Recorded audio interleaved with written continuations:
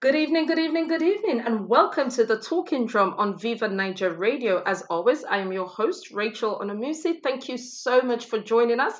We have another action-packed 2 hours for you this week.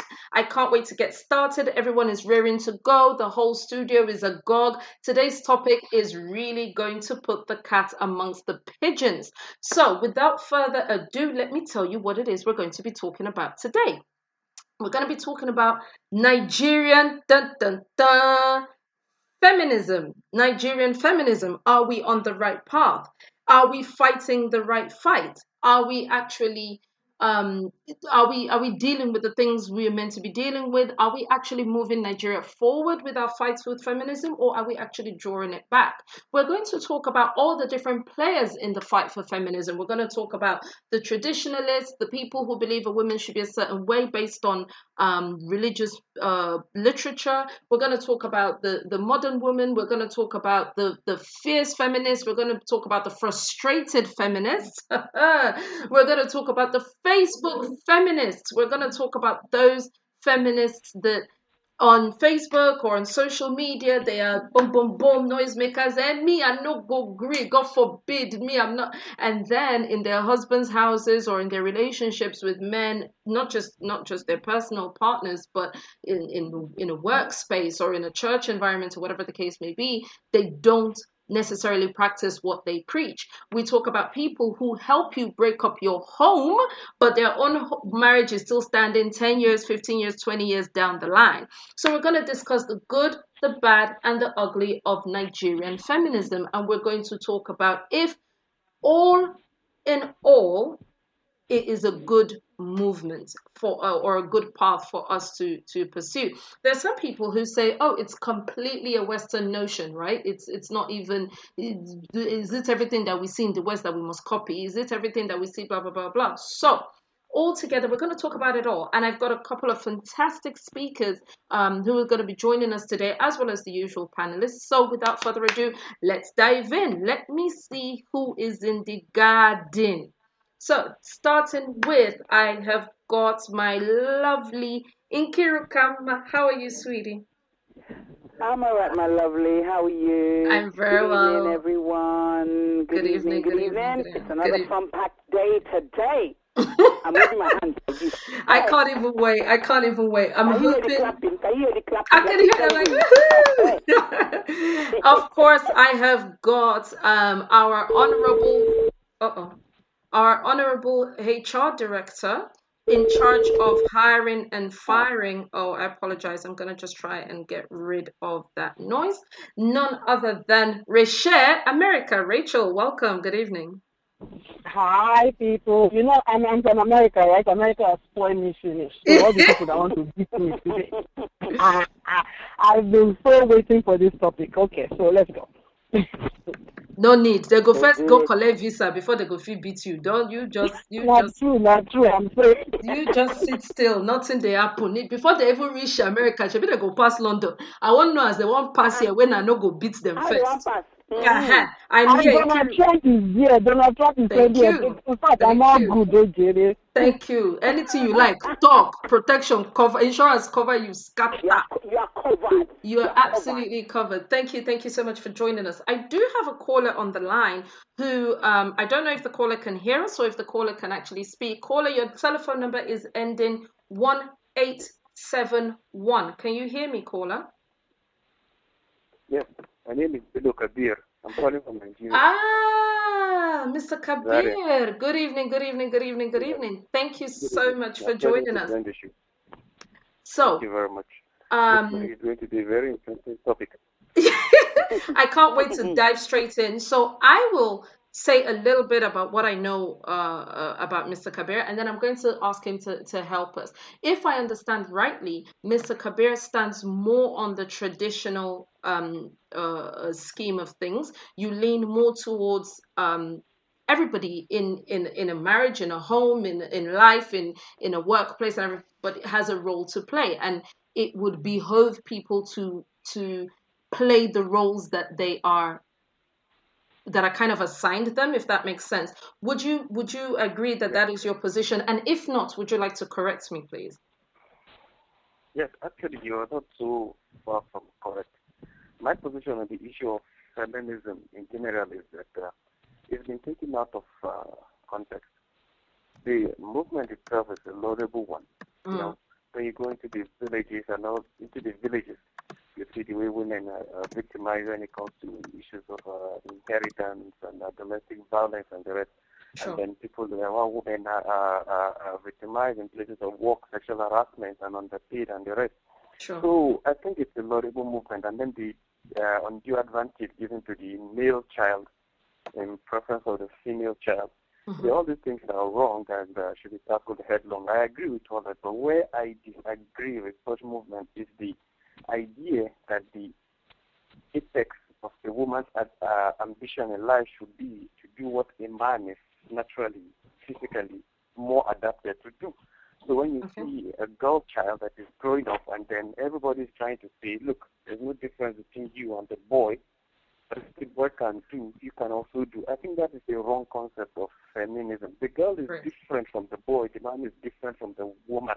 And the achievement of a girl doesn't have to be at the level of what a man can do. What about what a woman can do that a man cannot do? You understand? So this is where I draw the line with the feminism. And then when it comes to marriage, you understand? And they say that, for instance, men and women are supposed to be equal. The husband and the wife are supposed to be equal in marriage. They're supposed to contribute financially equally in marriage. And I'm asking, okay, that's nice. What about pregnancy and lactation and giving birth and all that the man cannot do? What is the equivalent of that? You understand? So when women take this feminism issue to that level, they are actually shortchanging themselves. There are some things that a woman can do. There are some things a man is more adapted to do. And so we should not get it twisted. We shouldn't get it twisted at all. So that is my position on the issue of feminism in Nigeria. Fantastic. Okay. I really love your position because I wanted to get as many different voices and as many different positions on the show as possible. We will also be having a couple of people still joining us later on in the show, just having a couple of technical issues. I want to state this now. Please, in Jesus' name, in the name of Allah, in the name of Buddha, in the name of Shogo, Amadioha, and Shokpono, seriously, this is a show that I want utmost respect. We're tackling very, very difficult issues. Last week we did Biafra. The week before that, we did another difficult topic. We're talking about issues that affect Nigerians. So you have every right to disagree with anything anybody says. If you disagree, fantastic. This is a debate. I'm here for people to talk to each other. But please let us do it respectfully. Please let us not step on anybody's religion, anybody's tribe, anybody's bias, anybody's... If you hear something that might change your mind today, great. You'll be like, you know what? I came into the show feeling this way, but then I left feeling this other way. Beautiful. If you leave the show thinking, you know what, I came into the show having my own set of beliefs and I actually left with my own set of beliefs and people were not able to change my mind, that is also great. But please let us not do any insults. Let us not do any denigrating of anybody's beliefs. Every single belief is valid.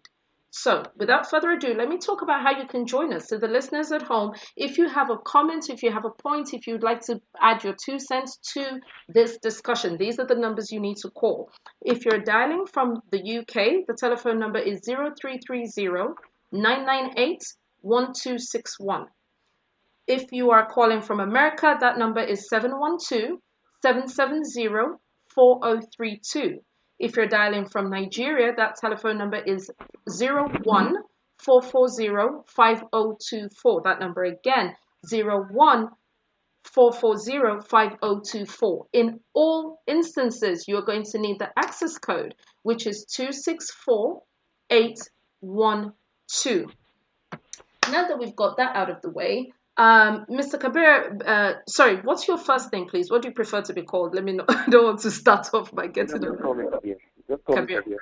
Kabir. Okay. So Kabir stated something that kind of underlines the entire show, which is, yes, there is a need for feminism. Yes, there is entirely too much importance put on the boy child. Yes, there's the female child is disenfranchised and undergoes a lot of discrimination, blah blah blah blah.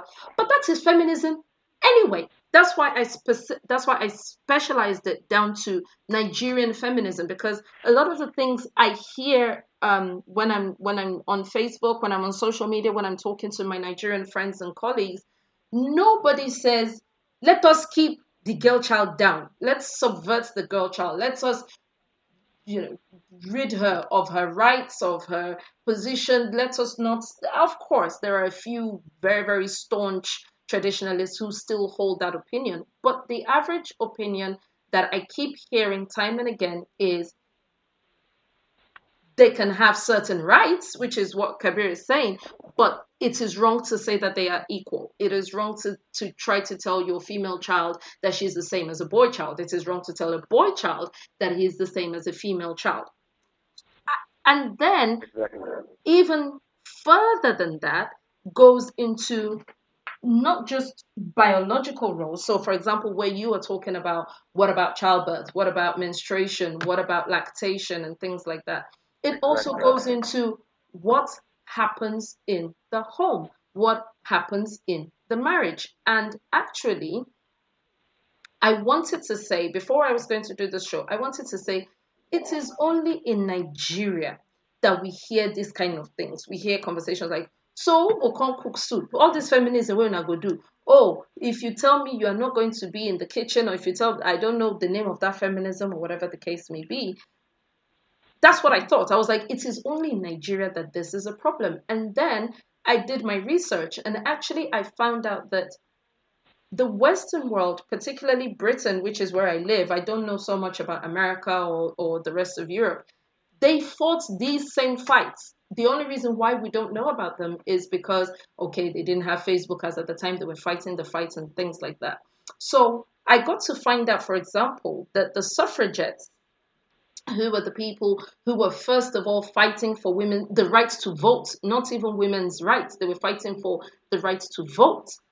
They weren't fighting for women to have the right to vote. They were fighting for landed women to have the right to vote. So therefore, if my husband is the Earl of something, something, or my father was and I have property that has either been left to me by my father or my great uncle or whatever, let me have the right to vote. So actually, it started off as a classist movement rather than a feminist movement.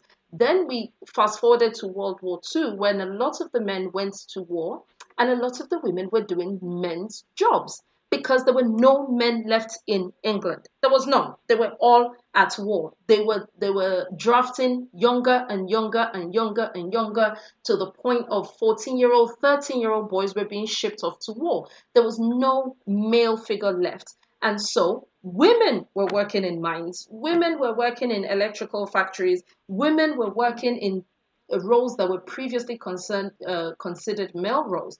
And when the wars were over, the men couldn't meet up with these roles. I mean, they had lost thousands of men. You couldn't say, okay, it'll do, come and go back into the kitchen. First of all, the women had tasted that kind of liberation and wanted to do that work anyway. There are women who found skills and discovered that, oh, actually, I'm actually great at being an engineer. I'm actually great at taking a car apart. I'm actually great at doing certain things. And also, census-wise or population-wise, the government couldn't afford to even make that law anyway, to even say, I don't care whether you liked the engineering, the war is now over, come and go back to your house, because the male population was completely decimated. The men that returned home from war were a fraction of the men that went. So when we say, oh, now only Nigeria, we they hear certain things, now only Nigeria that they fight this kind of fights, now only Nigeria, that's not strictly true. It just so happens that this is the phase where we are at. And ours is a little bit messier, because we are taking things from the 21st century and adding it to battles that men and women had within themselves, within their home 50, 70 years ago. So I wanted this show to be, can everyone hear me, by the way? Everyone is so quiet. Yep. Yes, yes, I can hear you. The bad gang is not normally this quiet. I'm very surprised. We are listening. We are very, very... So I wanted this show to be about the things that touch people when it comes to the feminist arguments or the feminist debates, not what the definition is, because I don't think anybody would argue with Kabir's definition. I don't think any guy will come on here and say, yes, so it's true, women are second class citizens, they shouldn't try and be. No, I don't think it. So let's leave that at the gates and go to what Nigerians think feminism is, what the fights are that are part of the feminist fights, and if this agitation for equality is actually helping us or hurting us. So you said something about the home and the child, and not this is directed at Kabir now, and not Okay. telling a girl that she can do what a boy can do, and vice versa, not Yeah. telling a Yeah. boy that he can do what a girl can Yeah. do. So my question to you Yeah. now is, what are these things? What are the things that you think we tell girls that are so wrong that they shouldn't do? Well, I don't think that telling a girl she can be an engineer or a lawyer or a doctor is exactly wrong. A girl should be told to see success of her life in her own terms, not in comparison with what the males can do. The Nigerian feminists have gotten to the point whereby they just see anything men do as a definition of success, no matter how irrational it is, or no matter how difficult or how unfitting they are for that role. They just think because men are doing it, and they being able to do it too is in itself the definition of success, which is a very wrong approach to it. You see, the girl child is unique in so many ways, because the girl child is going to be somebody's mother. And I know that the idea of the traditional family life of a wife and a mother is not very popular among the feminists today. To them, they don't feel like it's very important. But I think that the family values are very crucial to a very stable society, very stable, morally sound society. You cannot remove the mother from that equation. So I think it's a very crucial role. And then there's a reason the sexes are different. If it was the intention of the nature or the creator or God, because some people don't believe in God, if it was the intention that everybody should do the same thing, we all just come and look exactly the same. There's a reason men and women look differently. There's a reason the physiology and anatomy of men and women are different. There's a reason a man is physically only, not mentally or anything else, physically stronger than the female. There's a reason for that. The reason is simple. A woman is more adaptable to roles that require quietness, concentration, compassion. And this is a fact. Women are much more empathic than men. There's a study on that, actually. It is true. So when a woman tries to abandon all that and then decide that her goal in life is to become that with somebody that is designed to be physically stronger than her, is more adaptable to, I think at that point we'll have missed the message. There's nothing wrong in a woman deciding that she just wants to be a housewife, she just wants to be a mother. That in itself can be success. Yes. But the way Nigerian feminists have taken the issue of feminism now is that you must not be a wife, you must not be a mother, and then there is a hypocrisy in it. When Nigerian feminists speak about equality of women, they're not talking about very difficult things. You know, usually they have their minds on political appointments or high-flying career jobs or things that have to do with making a lot of money in the society. You understand? But when it comes to the real difficulty of it, those who carry trash or those who dig trenches and the rest, you don't find women struggling to say, look, we're equal. You don't find that. Or it is a situation whereby you have a natural disaster happening and we're saying, you know what, let's evacuate women and children first because they are weaker. You don't find feminists coming to say, you know Going what, to the front and saying, no, I want to die first. After all, I'm like a man. We're the same. Aha. So meaning that even they recognize that, you know what, let the men take care of hard stuff. But when it comes to times of peace and everything is fine, and we're talking about money, and we're talking about positions, then you suddenly see them come up and say, look, we're all the same. So there's a hypocrisy in the Nigerian feminist system, and then the characters that are championing the Nigerian feminism itself are not so what one would call a stellar example of success. The Sure. people that are married, women that are divorced, you know, the only thing they have going for them, I'm sorry to say this, I don't mean to be offensive, but this is what is happening on Facebook and the rest. You just see what is going for them is that they are wealthy and they have a lot of money and they are educated and they are able to write, and you think that is the definition of their success in life. But what we would want as a role model for feminism are women that are successful in both ways. You know, you're successful in your career, and we can see that you've got a family that is also thriving. Your children are doing very well. Your husband, you can see all that. So you're a perfect example of who should fight for feminism. But the Nigerian feminist system has become to the point that it's not this kind of people that we see. These are kind of role models that we see fighting the cause of feminism. Usually it's gone to women that usually outside the marriage institution for reasons best known to them. And like I said earlier, I see the family as the cradle. You know, it is indispensable to me. It's not something we can do away with. So that is why I have a problem with Nigerian feminism. It tends to take women away from that stability, giving them the false assurance that there's something better elsewhere.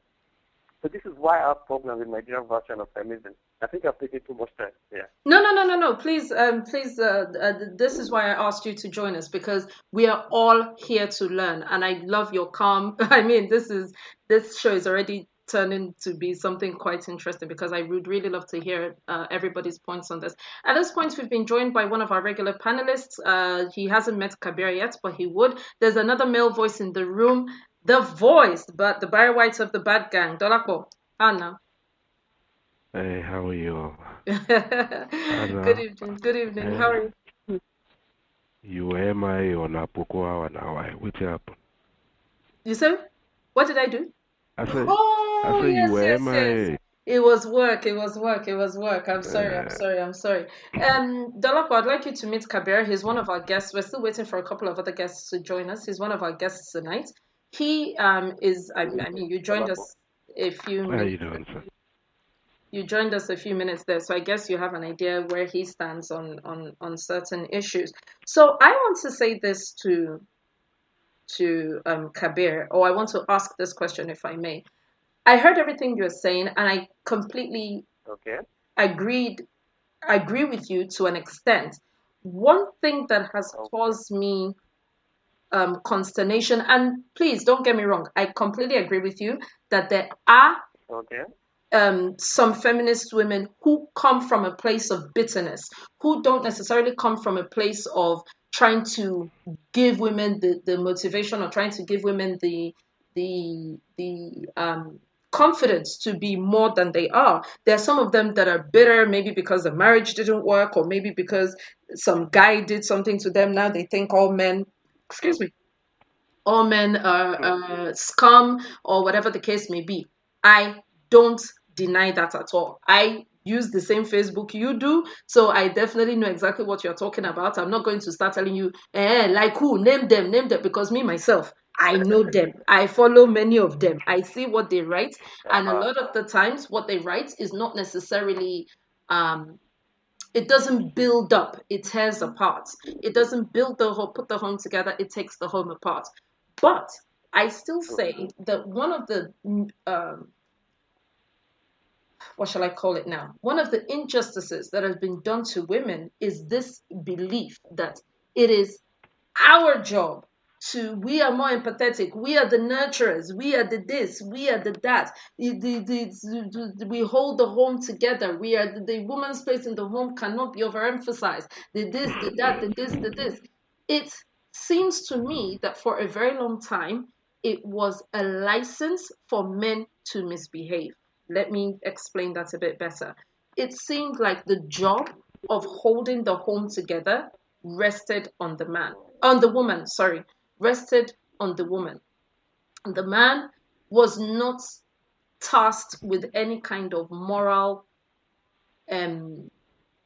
responsibilities in keeping his home together. It is the wife who is, everybody knows women are the more empathetic one. Everybody knows women are the more forbearing ones. Everybody knows women are the more patient ones. Everybody knows. So the thing would be falling apart, and it was a sign of virtue that you had a marriage that lasted 20 years, 30 years, 40 years, even though you were the only one working to keep it going for that long, even though you were the only one really trying your best to turning a blind eye and a deaf ear basically to a lot of the things that the men did. So when we had women who were being applauded on, oh, why can't you be like Mama Shekinatu? Look at that, very happy married home or whatever. Mama Shekinatu was miserable. And actually, what we are seeing now, this is an argument. I'm not saying this is always the case. Would you not say that what we're seeing now is women for the first time saying, if you go scatter, make it scatter. But if you go walk, let it be that it is the two of us that work at it in keeping it together. So let me give me just 1 minute. I have someone on hold. I just want to check if this is one of our guests. Telephone number ending 2930. Can you hear me? Hello? Hello? Okay. I think they can't hear me. They'll try and get back into the studio. So yes, Kabir, if you'd like to respond to my question, please. Yes, it's an unfortunate trend, and I think that that stereotype was reinforced over time. But the truth of the matter is that women are more sympathetic. There's no doubt about it. I agree.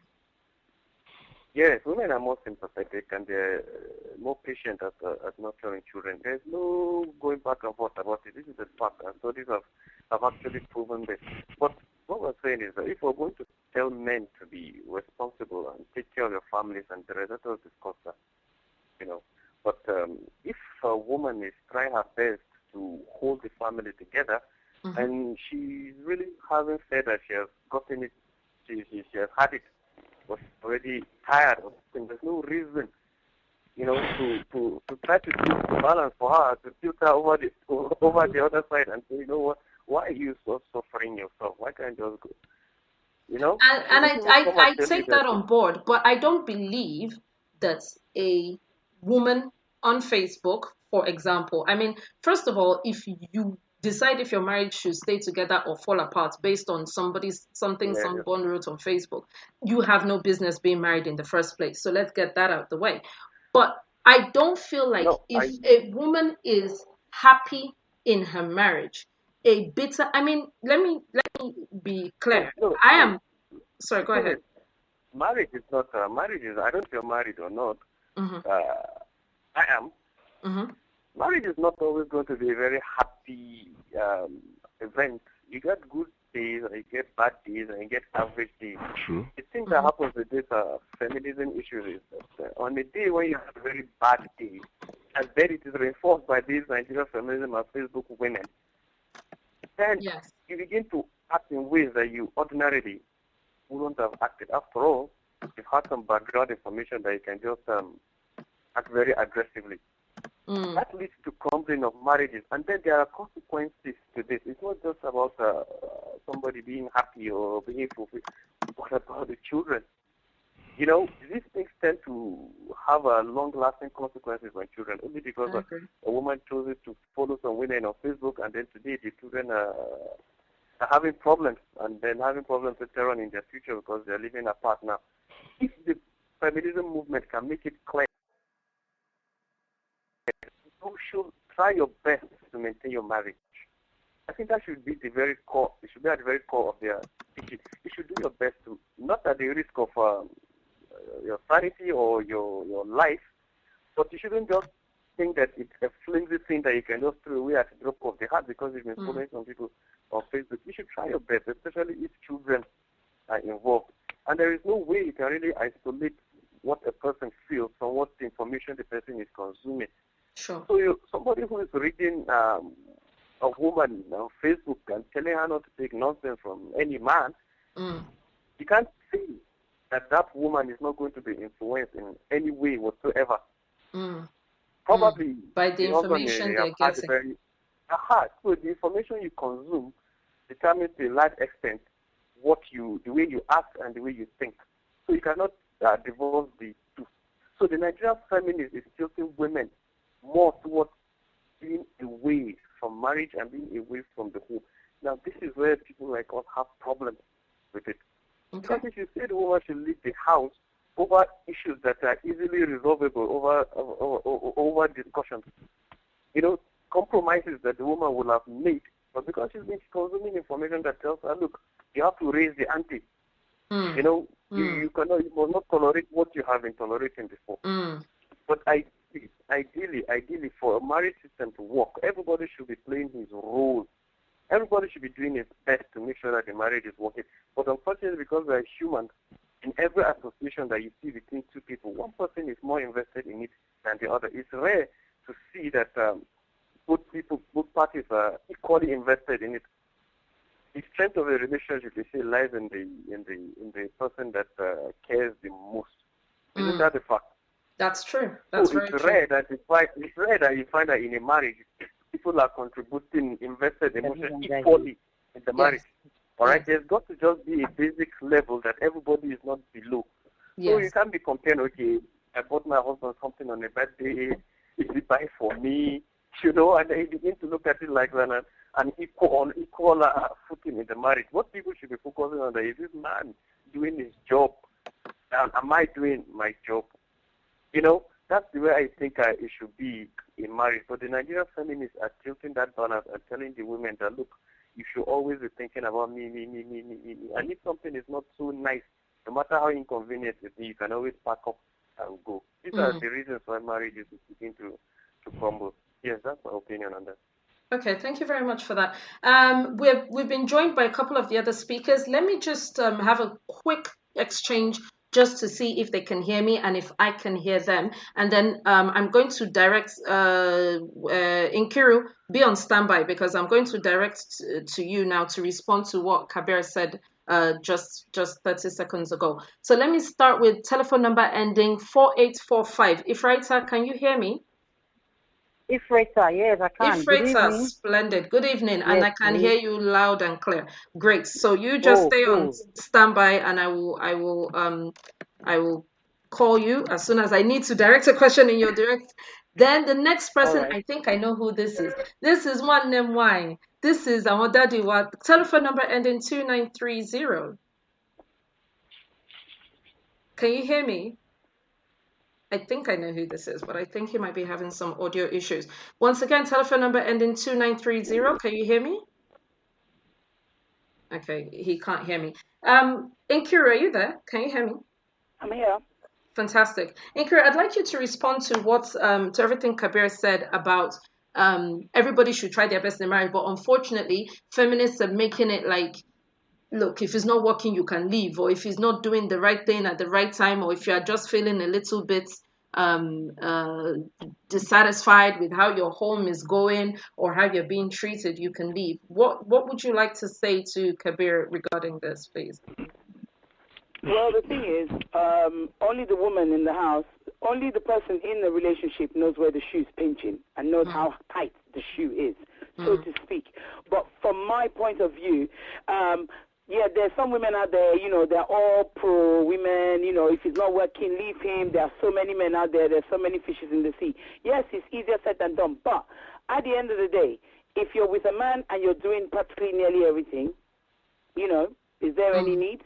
If you're with a man that's not providing, is there really any need? I know Kabir said, you can work on it, but what if that woman has been working on it and it's like she moves from pillar to post. There's nothing happening.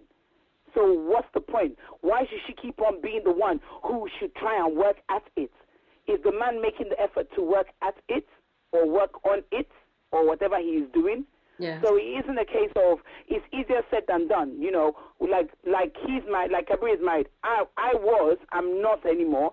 But at the end of the day, there's only so much you can work at it. if it's not working. Yes, there are women out there that are on Facebook. It depends on how stupid the person who's listening to people on Facebook is. But you, like I said, only you knows where your shoe is pinching. I knew where my shoe was pinching me. So I knew it was time to get out. I was not ready to work on it because I had worked on it for a good 4 years. And as far as I was concerned, I was banging my head against a brick wall. There was no need. And I did not want to lose my life in the process. Because at the end of the day, my health was being played around with, and I did not want that. So as far as I was concerned, I didn't listen to anybody on Facebook because then there were so many things going on Facebook I could easily have latched on to. Like I said, nobody's stupid. It's at the end of the day, you know what's detrimental to you. You know what is good for you. You go and listen on Facebook and take Facebook matter to your marriage. People on Facebook like to make too much noise. But you know what's wrong with you within your marriage. For me, my marriage was not working. I was tired of covering up and of trying to make it work. And the best thing for me to do was to walk away. But I walked away in a different manner whereby it was time. He knew it was time. He walked away, and I stayed where I was. And I kept my kids, and that was it. But it's like, it's easier said than done, saying, oh, work at it.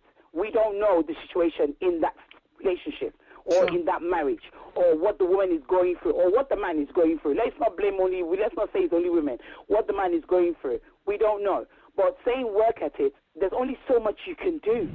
There comes to a time where you come to the end of the line. There's no more.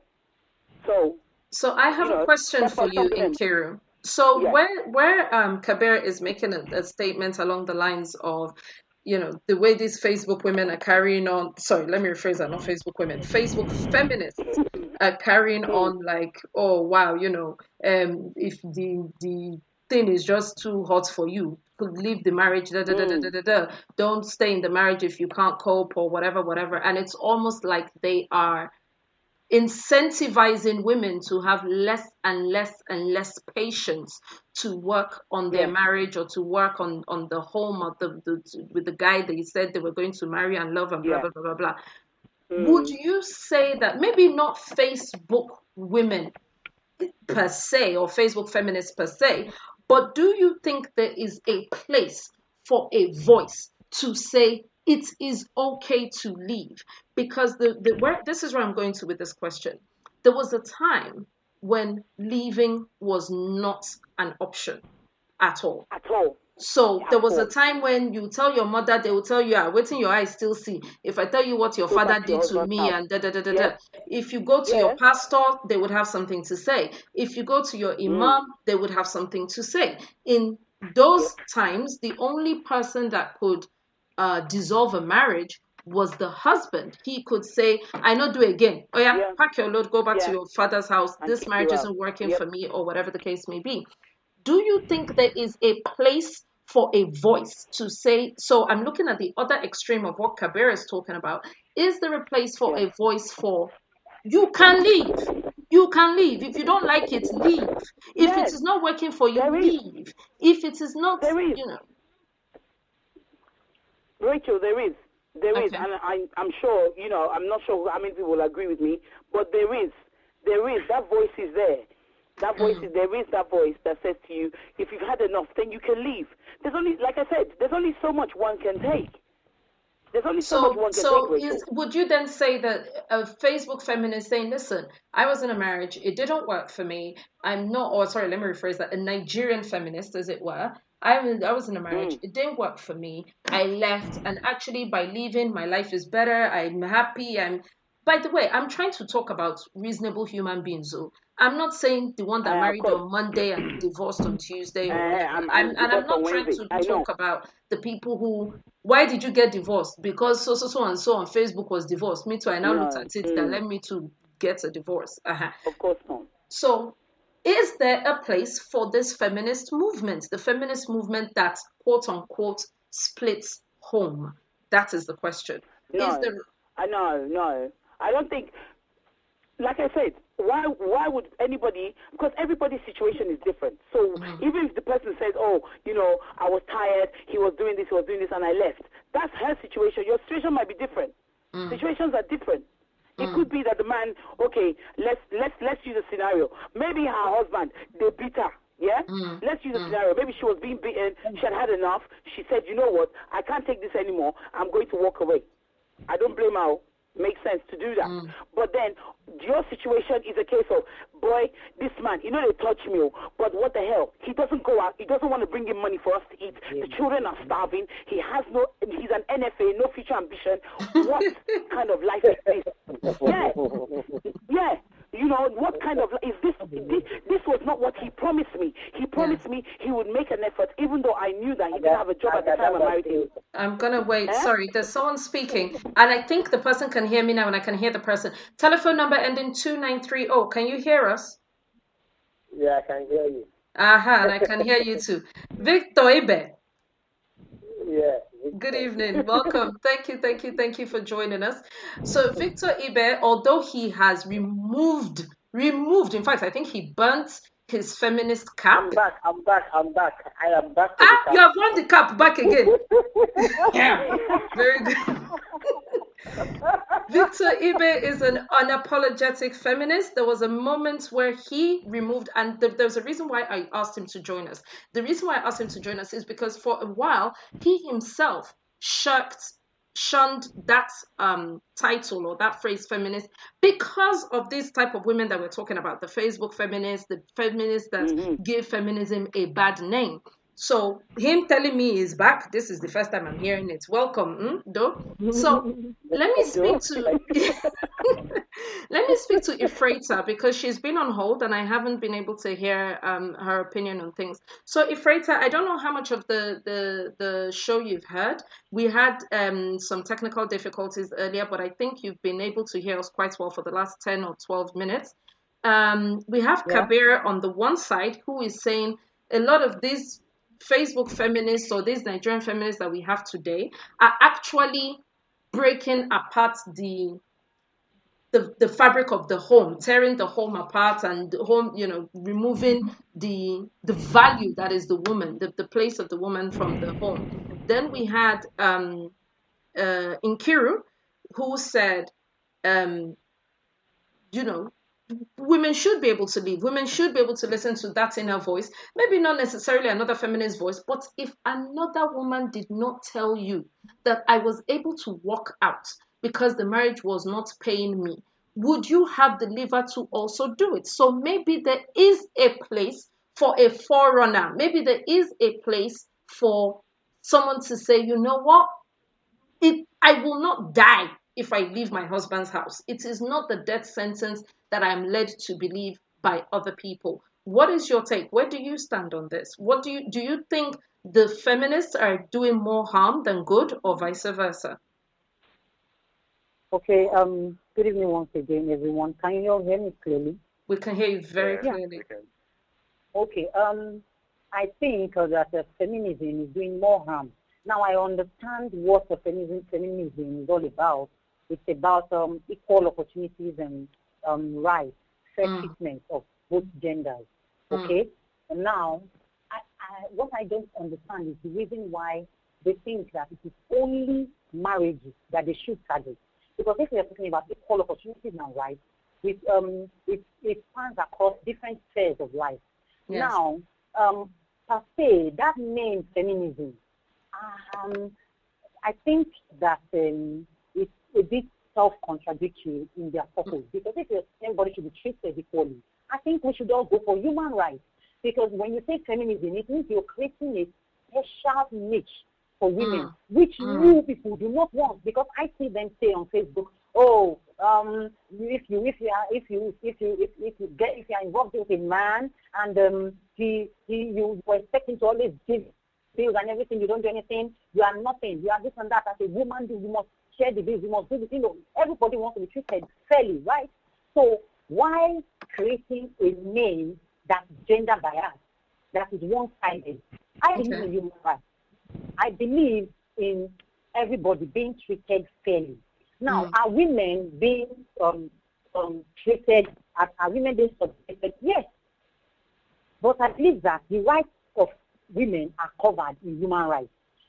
Again, I do not even have a problem with being a feminist, but I have a problem with consistently being on the offensive, consistently attacking the home front. Now, I think that, yes, there should be a point where someone can leave the marriage. Yes. I can only recommend divorce for a couple when the situation is life-threatening. That is when I can only agree and support divorce. Now, there are some situations that would warrant separation for a while, to see if we can work things out, and come back together, And So sorry, let me rephrase. Let me just, if you can just give me 1 minute. When you say life-threatening, you're talking about literally abuse. Either he's beating you or you are beating him, or the thing is affecting your health to the point of, I be like, won't die. Not necessarily violence. There are different forms of abuse. There's emotional abuse. Yeah. Sometimes emotional abuse can lead to mental issues, serious psychological issues, can give you unhealthy issues. So I abuse to the degree of what you feel that it's going against your sanity or it's going to take your life. So, so but I don't think that if your husband did not have a job, that you should pack out of the house.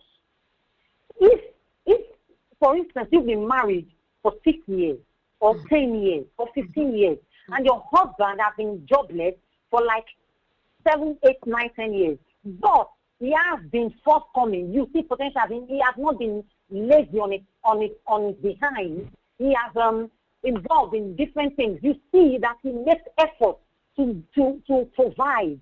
You see that he doesn't just relax at home, just to enjoy what you bring in. You see that you are not just the one slaving and dying off. I don't think that marriage do not have a chance. Now, the way feminists go about this thing on Facebook, I don't, it puts me off. Because they just come out and say to the world, we need men in this struggle to equalize your opportunities and rights for women. We need men. We need men. We are not against them. We are not competing against them. We shouldn't. You see, we need men to help us in this, because if men are able to understand that women should be rightly treated, women should be fairly treated, all the better. But we are not going to annihilate all the men in the world. Are we going to do that? Or, all the men in Africa. The men are still here with us. They are going to be with us forever. So we need them. We need to educate them. We don't need to attack them. We don't need to always do this turn the table thing. It's, for God's sake, it turns everything to a child's play. So I think, first of all, that most feminists do not really know what feminism is all about. I think it's a bandwagon mentality that you see all around. Then I also think that there is a deep hidden agenda in feminism that many feminists have not come to understand. I was just reading a report by the Telegraph talking about lecturers in Oxford University, and where they've been told a history lecturer was a female who is a feminist, was angry and saying that lecturers should no longer use the term genius, brilliant. So sorry, they shouldn't use the term. Sorry, I didn't hear that. Genius, the term genius. Okay. And brilliant to affect students because it's static, because it has to do with the male gender, for crying out loud. Aren't we going over the edge? What's sexist about being a genius and being brilliant? What's sexist? So I think that underneath this feminism thing, there is an agenda, which is not really clear yet. But I think that there is a hidden agenda to emasculate men. Yes. I think that is the hidden agenda, which many feminists do not know. Because if you are saying that we should no longer use words like that because it relates to the men, what are you saying? Because this is tantamount to you are against the men. We shouldn't be against the men. We should co-opt them into our struggle for equal rights and opportunities for women. So I think that most feminists just jump on the bandwagon of I'm a feminist, and I have been able to read a little bit of Victor Ibe's writings, and I see some sense and balance. I don't know much about him. I've only been able to read maybe 1 or 2 quotes, and I see some sense and balance in it. I don't see all these vitriol, all these hatred, hate-filled words, and all the things I see being spat out everywhere by so-called feminists himself and Bernard, one other guy on Facebook. Those are the only two that I see who are able to add sense, to this their agitation. But on the whole, I still think that feminism really has a hidden agenda, which is not. What do you think the hidden agenda? What could it possibly be? I mean, you've said so much. Every time I'm like, oh, I must go back and address that. You bring another point, and I'm like, oh my Jesus, my head is spinning right now. But what do you? What can it be? We cannot inseminate ourselves. We cannot be alone. Like you said, as long as there are men, there will be women, because there's a 50-50 chance when you put to bed that it will either be a boy or a girl. I don't know what the exact percentages are. Maybe it's not 50-50, but you know what I mean. So if we are always going to have men, what could this hidden agenda be? What is it that you think the feminists actually want? I'm thinking about this report by the Telegraph saying that the use of genius and brilliance relates to men, so it shouldn't be used to assess female students. It shouldn't be used to assess female students because we listen. And I'm thinking, is feminism's grand agenda, ultimate goal, is it to totally write off marriage? Is it to totally write off female relating with male? Is it to totally give females the idea that, there's no need for men in the world? I don't understand. Because this word, maybe someone in the studio, someone on the show can actually enlighten me if these words actually are harmful to be used for the female sex. So, because I'm thinking, is the ultimate agenda to make women totally hate the men and marriage altogether? I'm thinking, could it be possible that these feminists, most of them really do not understand the grand agenda?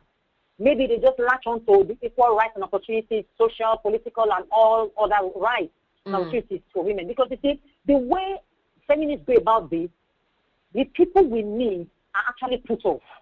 Many people hate feminism because of the way people go about it. It gives the impression that feminists hate men. Okay. You mentioned Victor Ibe, and I'm glad that you did. Sorry, someone was about to speak just now. Yeah, Rachel, I wanted to say something. Okay, that's Rachel.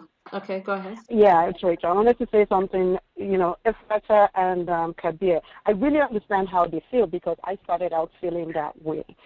But all feminists are not the same.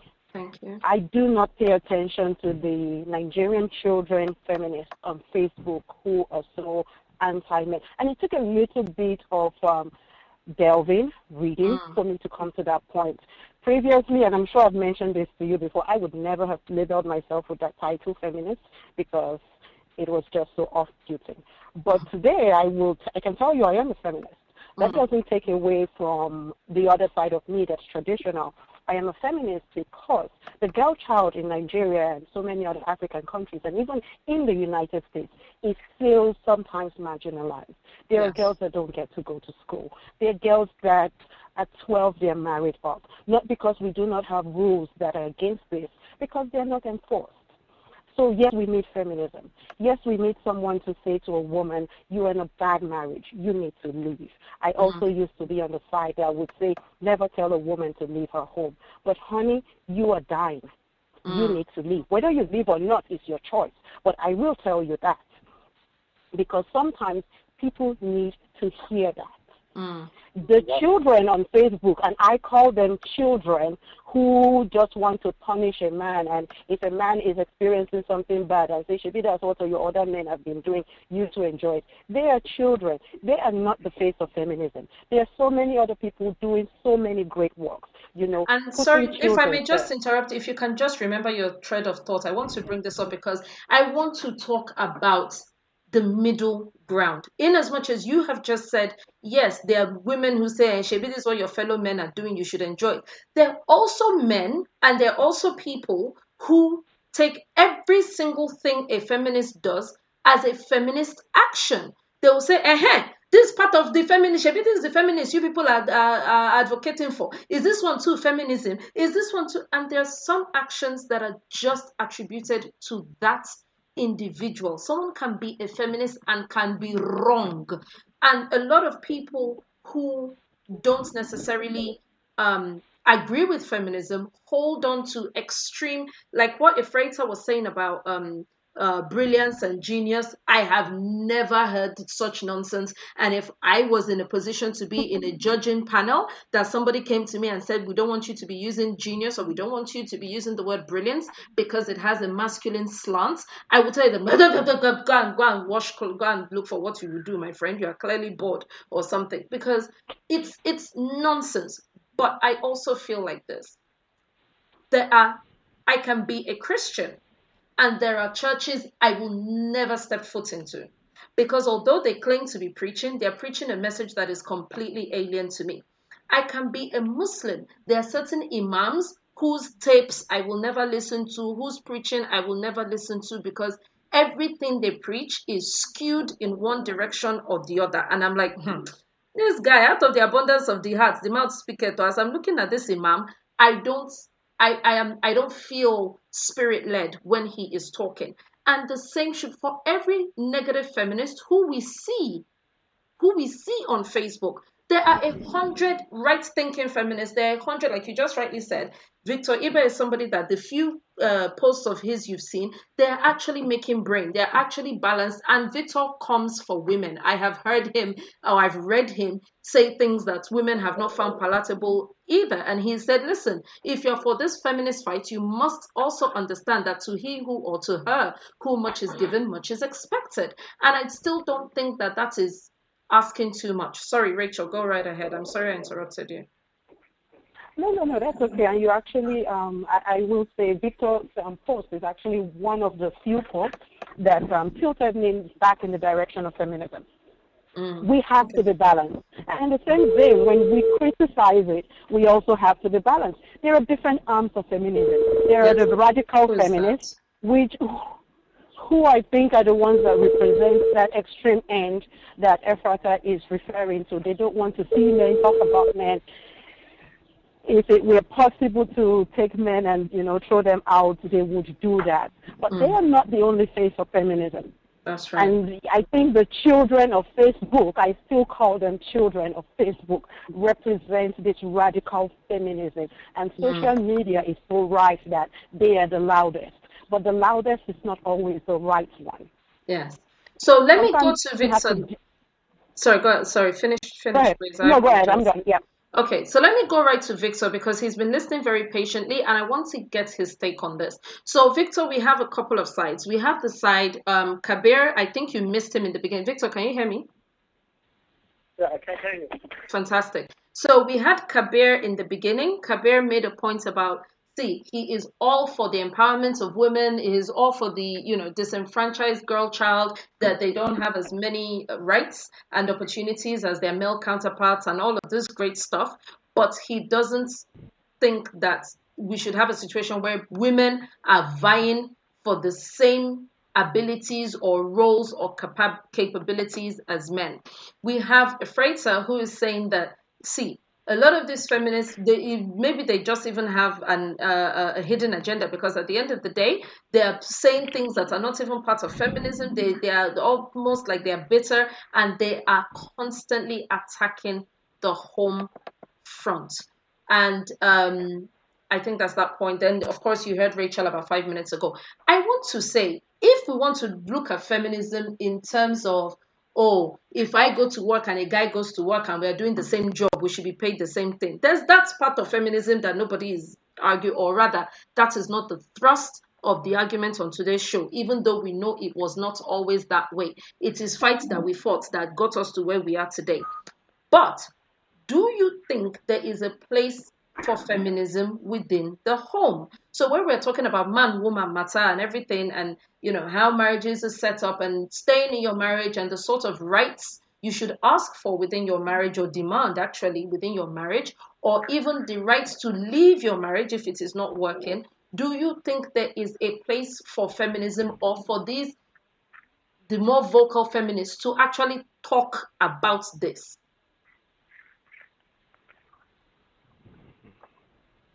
Can you hear me, Victor? Kai, after all the saliva in my mouth has finished. Victor! Oh, I don't think he can hear me. Okay, he's logged out and he's going to try and log back in. So who else is there? So actually, you know what? I'm going to ask Dolapo because he's been very quietly listening to us the whole time. Barry White, Igbo, do you think there is a place for, because you are old acquaintances with Rachel, for example, you're old acquaintances with me. You know the sorts of women that we are in terms of strong women able to hold their own in a conversation. I'm not saying, we'll break a bottle on our husband's head or what have you, but there are women, not every woman is like a Rachel. Do you think there is a place is there a place for this kind of information? Should women say, okay, Dolapo, I will come right back to you, but let me just see if Victor can hear me. Victor, can you hear me? Hello? Yes. Hello? I can hear you. I lost you. Okay. Did you hear the question though? No, I didn't. Okay, just bear with me, just stay with me. Let me finish with Dolapo, then I'll come straight back to you. Dolapo, do you think there is a place? And actually, so Victor, you can listen and then you can answer straight after Dolapo.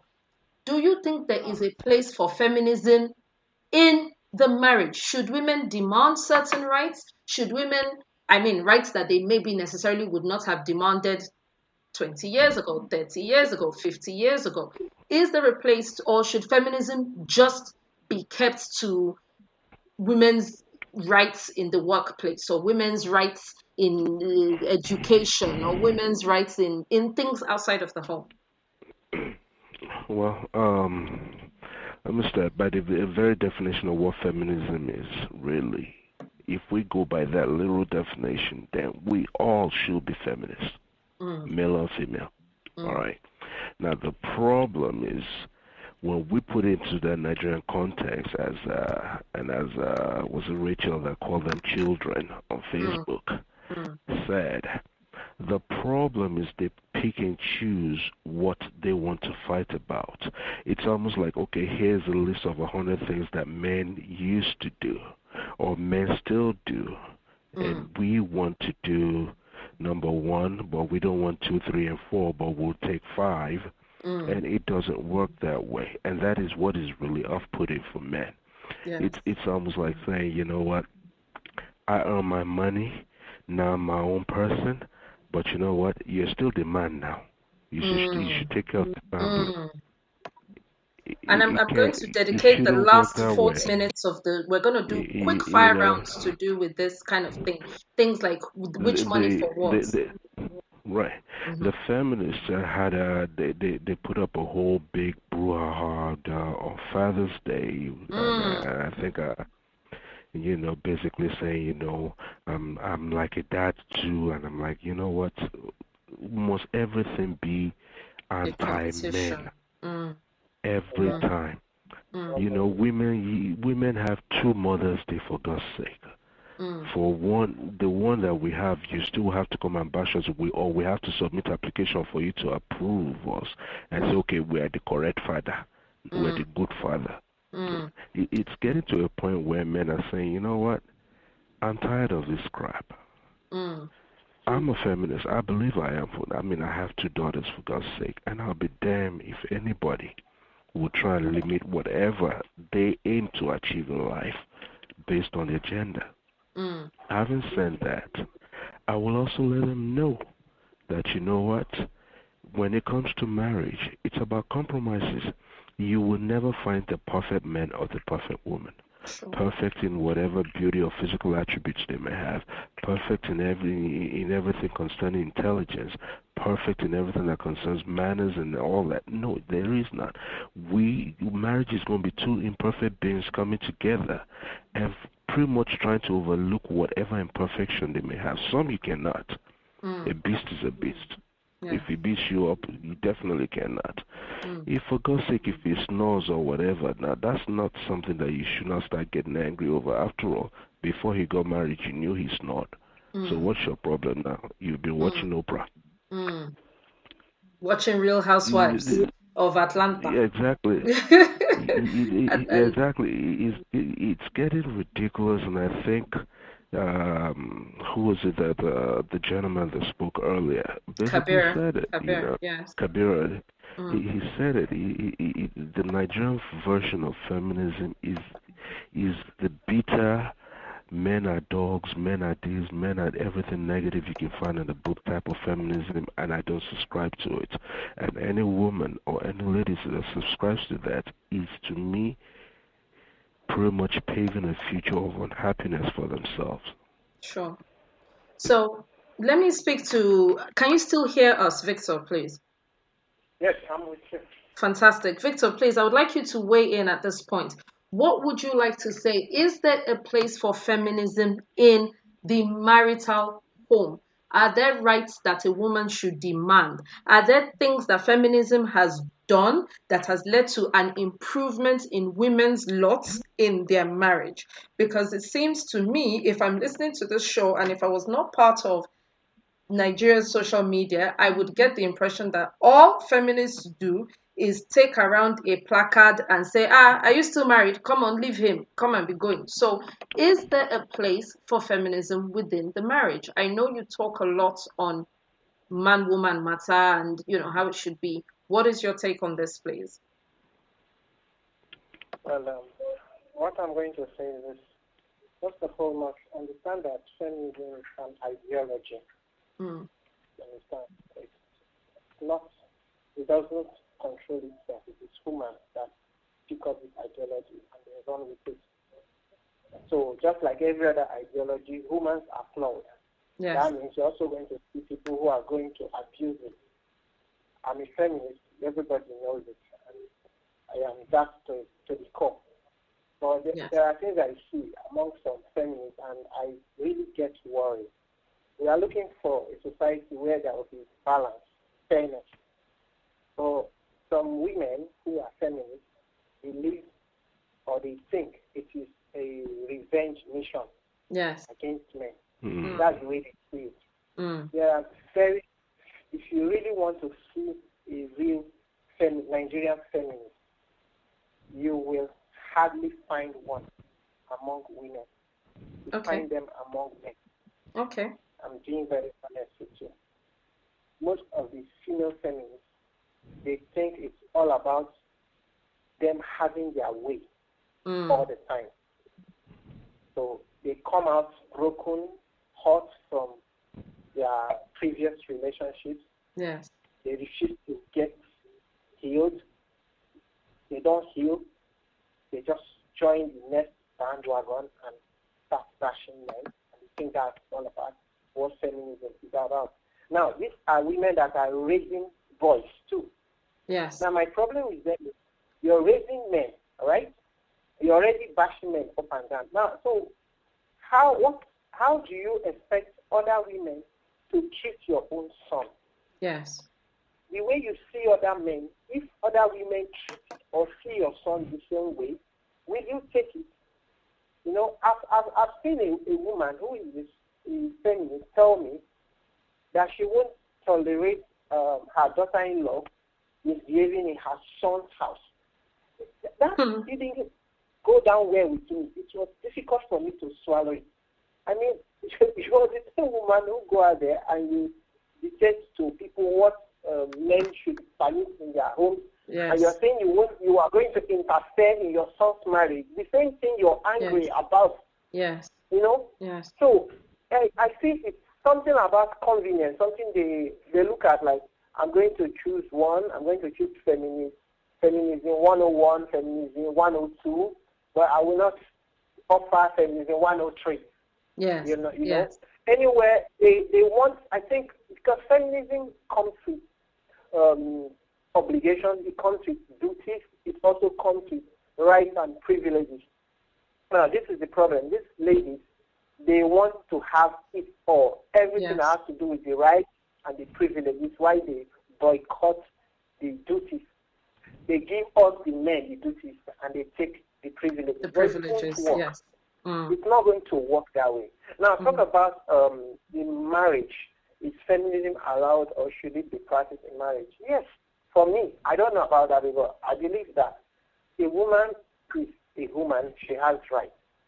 Being married does not eliminate her from those rights. Those rights should still be available in her marriage. Because we are in a marriage doesn't mean I should talk to you anyhow. I should insult you. I should deprive you of certain things because we are married. No. In fact, feminism should actually create better marriages because the man and the woman will see themselves as partners and then contribute equally to see that that marriage works. Yes. It will be different from the traditional marriage where women are looked upon as the makers of marriage. Yes. Now, people complain that feminists encourage women to walk out of marriages. As a person, when women come to me for counseling and I know you are being abused, I might not tell you directly to walk out, but I'm going to tell you that these are your options. Look at, it's possible for you to walk out of this marriage because your life is more important than this marital status. You know? Now, that's not like me breaking up a marriage. No, it's not. Because if the man were to be treating her well, there won't be need for her to walk out of that marriage. Although we should also in fact, there won't be need for her to even come to you. If the marriage was working, she wouldn't be in your office. She won't be. Thank you. Now, we should also know that there is a window of opportunity for people to abuse this. So some ladies can also bring up flimsy excuses and say, I'm working out of this marriage. Not really because she's having problems in that marriage, but because there's a room for it that if your marriage is not working, you walk out. Relationships and marriages, they are unique. Individuals, they really know what they are facing in their marriages. But I don't think it is all about feminism making people walk out of their marriages. No. I think feminism has opened the eyes of women to see and value themselves more. Please understand that this position I'm taking now is the weak position. The earlier one I mentioned about people abusing feminism is just there, but this is what it should be. Feminism is opening or has been opening the eyes of women to value themselves more. You know, there are a lot of women who are married, didn't really want to get married. Some of them just got married because family, church, society. Yes. I see women who come to me and tell me after 10 years, 15 years of marriage, they say they just want to leave the marriage. Why do you want to leave? I never wanted to be married. I was forced into this. You know? So feminism has helped most of these people to they can actually exist in this society, be fulfilled without being under a man, which is contrary to what they've been told. With some women over time, that without a man, you are incomplete. Without a man, without being married, whatever achievements you have in life, they are nothing. So most women just get married in order to appear as achievers in the eyes of society. But with feminism, the eyes are opening. We are telling them, come. As a woman, you are complete. You really don't need a man. If you want to be married, marry. But if you don't want, be on your own. There's no problem about that. So I don't think feminism breaks up marriages. No, I don't think so. Because I am a feminist and I know a lot of feminists who are happily married. I know a lot of them. So I'm talking from experience. So this is very important. We're going to come back to the matter of breaking up a marriage or staying together. We've had a conversation on this show before about once a woman is the one providing the money in the home, or once she's the key income earner or the main breadwinner, or is earning more than her husband, her pride. She's going to start that it's important for women to be humble, even if she's the main breadwinner. And this was an ongoing conversation, and we're like, well, why does it have to be that way? For every woman you have ever heard of who, because she was the one working and the one being the main breadwinner, she was now acting one kind. There are 100 women who are keeping their homes, who are the main breadwinner or maybe the only breadwinner, and nobody outside even knows. So sometimes it seems to me that it is the bad news that makes the news. It is the bitter feminists that seems to be the ones that we want to talk about. And there are people all the time that are saying, see, and like you said, there are happy feminists. There are happily married feminists. I myself, if I were to classify myself, I would 100% classify myself as a feminist. And I saw the whole thing on Facebook about Father's Day and everything. And, only good fathers should have the right to call themselves Father's Day, or should have the right, I'm a single mother, so I'm wishing myself happy Father's Day. I was like, you never talk with it. They really they worry you. Because how does this day, why do you have to, it's symptomatic of you and what is wrong with you, and not what is going on with the man that you had a child with, that you want to be greeted happy Father's Day on Father's Day. I mean, that is your problem, not the man that you married, or not the man that you had the baby by. That is your problem. And we saw the thing that this lady did. Tonto Dike, she put on a beard and she put on a man's costume. And please, is there anybody in this studio, man, woman, child, goat, who thinks Tonto was within her rights? Sorry, let me just, there's somebody I can hear there. Who thinks Tonto was within her rights to do what she did? I'm just curious. Is there anybody that thinks that action was the proper action for a woman to take? Rachel, Ifrata, or Nkiru? I think Nkiru has stepped out of the studio briefly. Victor. I'm back. Oh, yeah. Nkiru, welcome. Did you flush? Anyway, so does anybody agree with what Tonto did? No, I don't. I don't. No one does. Hello. I don't. Yeah. I don't agree. No. I don't agree with it. I think the annoying part is. Hello, can you hear me? Yes, we can. Yeah. Yeah. I think when with the issue of the Father's Day, bro, the thing that really got me upset was not just, I can even understand the hurt from women who probably they had their baby, their daddy, whatever, not stepping up to responsibility or whatever. I can even understand that, even though it's Father's Day, and I'm like, you know what, one day give it a rest. But I can understand the hurt, where that hurt is coming from. The one that got me upset are some women where probably the father of the child already passed away. And now, because they are now alone raising a child, they now feel the urge to be, you know, recognized both the mother on and the this father day. should be like. I'm like, you know what Tonto did to me, that's just a symptom of a deeper issue with her. But this is my point. Did you see people on Facebook, Dolakbo? Did you see women, let me even leave the men, because one might expect the men to side with the men. Did you see women decrying this action? There were women on Facebook saying, give it a rest. It is one day. Let the fathers have their day. We don't have to yes, there were women who did that. Yeah. There are many women who did that. I mean, in fact, I got into it with somebody that's on Facebook.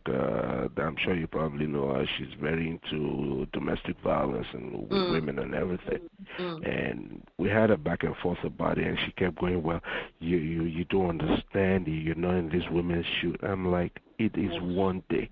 You've already had 364 days, or is it 365, to bash the man. If you don't have anything to say on this day, why don't you just walk her past? That day does not concern you or the father of your child.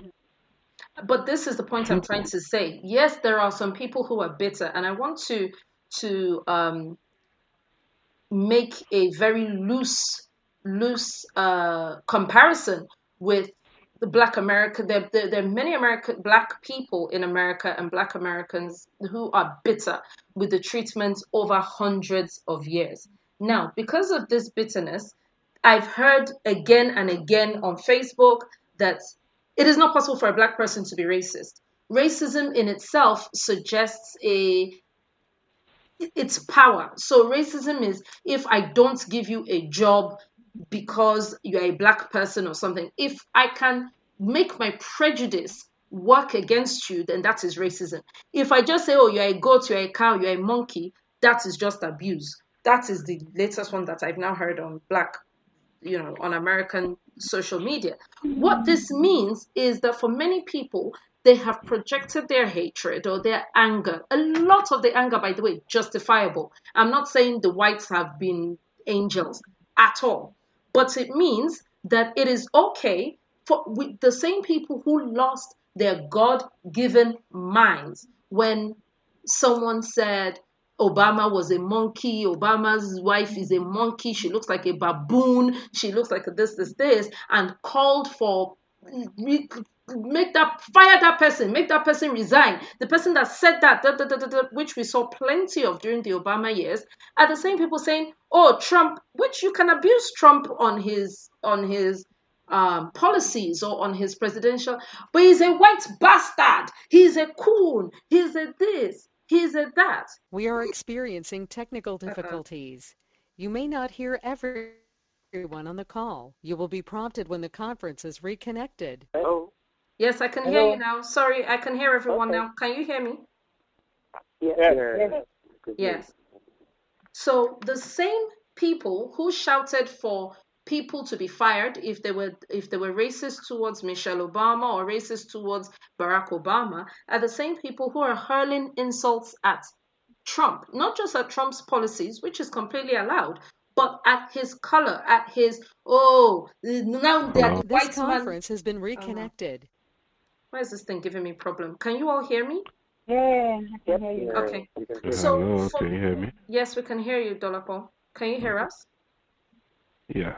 Oh, fantastic. We're back. So yeah, I think women can be very bitter and project that bitterness, but I also want to say that there are thousands of women who are fighting the feminist fight, even within the home. Like, you can still be a wife and still be a feminist. You can have a happy home and still be a feminist. And it is only the one that told you that if he doesn't pick his plate and take it to the kitchen, you should divorce him, that seems to keep getting heard. So I think we should have some balance and say, so let me go back to Kabir. Actually, I haven't spoken to Kabir in a while. Kabir, can you hear me? Yes, I'm here.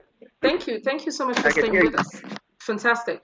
Do you think there is a place for feminism within the marriage? Do you think there's a place for agitating for a woman's rights within a marriage? Or do you think feminism should just stay in like, okay, I want equal pay at work, the girl child should have equal opportunity, access to education, blah, blah, blah, blah, blah? Or do you think even within your home, your wife has the right to ask certain things that she maybe would not have asked 20 years, 30, 50 years ago? Well, of course, then the marriage is comprises of human beings, right?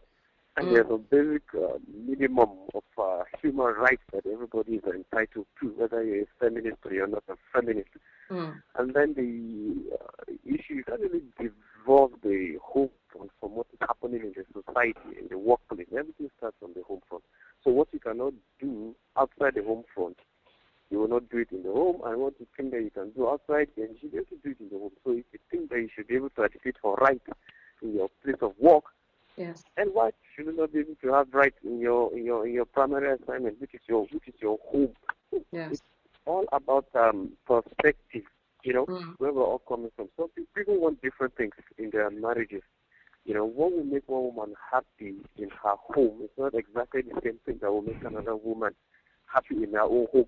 So 100%. You have a right to ask for these things that will make you happy. But the problem here is this. There's a little problem here.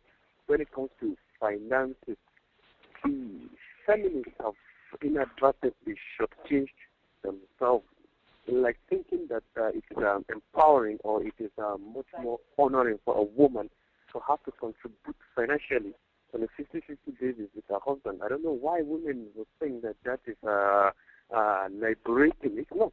So if you're contributing financially 50-50 on a 50-50 basis to your husband, then one must ask the question, what is the own equivalent of your childbirth and pregnancy? Breastfeeding, for instance. What is the equivalent of that if you're contributing financially 50-50 to the marriage?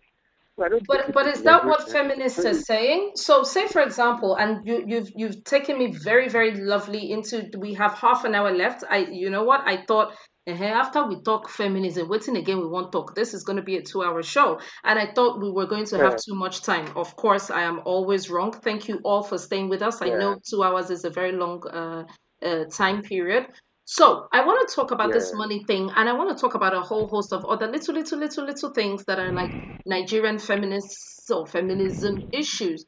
The way I understand it is when I am, so say for example, if I earn 100,000 naira a month and my husband earns 500,000 naira a month, I don't expect that we will both contribute the same amount. That is my own take in the matter. However, different people have different takes. What Dolapo, I can hear Dolapo is like he's biting his tongue, or there's something going on with Dolapo. Dolapo, wait first now. Okay. So let's talk about money. So let's take that one first. And I'm going to go real rapid around the room because we have half an hour and it's going to fly like this. So let me go back to Kabir, please. You think women have shortchanged themselves in angling for equal? Yeah. Yes, because I think a woman in a home, taking care of a child, taking care of your home, that contribution cannot be monetized. You understand? If you were to monetize that her contribution, you probably see that she's contributing a lot more than what you are bringing in terms of money. And after all that, she thinks it's more liberating again to have to bring money into the home on a 50-50 basis again with her husband, and her husband allows her to do that. I think she has treated herself tremendously, which I think is what feminists are already getting themselves into. They're giving so much without knowing that they've already tilted the balance against themselves. Yes. I think in the issue of money, regardless, the mindset is simple. Because a woman, by virtue of her physiology and anatomy, she should be taken care of. You know, that is the mindset. But because we know the exigencies of the time, we make it such a way that the man does not have. But if a woman is contributing to the family financially, it should not be seen as a norm. It should be seen as an aberration. A man should not be comfortable living off his wife. And should not be comfortable with his wife giving him 50% of what he is keeping. He's cheating her. But the feminists have gotten to the point where they think that is liberating. They think it is empowering for them to do that.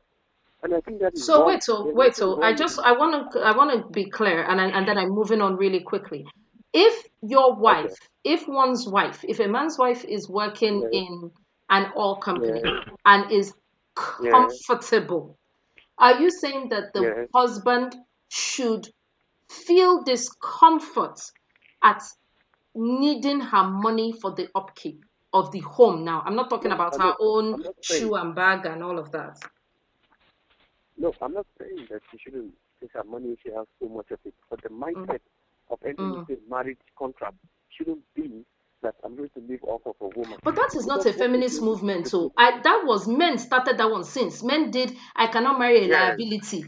I cannot marry a liability. I cannot marry a woman that will come and just sit in my house.